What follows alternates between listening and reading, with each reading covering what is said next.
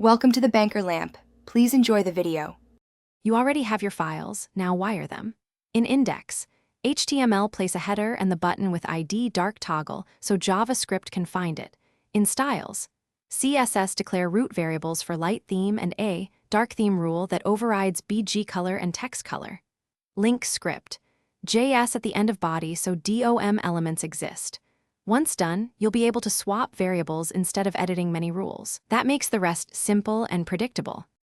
Now implement the toggle function. Grab document element and the button, then on click toggle a class such as dark theme and update local storage with dark or light.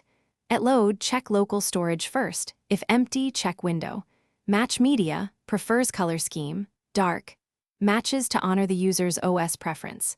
Make sure to update the button text or area press state after applying the class. This approach separates state from presentation and ensures consistent behavior across pages and reloads. Finish by polishing accessibility and safety. Add role and area press to the button so assistive tech understands state, and handle keyboard activation like enter/space. Apply CSS transitions to color properties only to avoid layout jank. For persistence, reapply the stored theme before rendering or reveal content after script runs to prevent flicker. If the theme still won't apply, clear local storage to reset state. Confirm the class selector matches.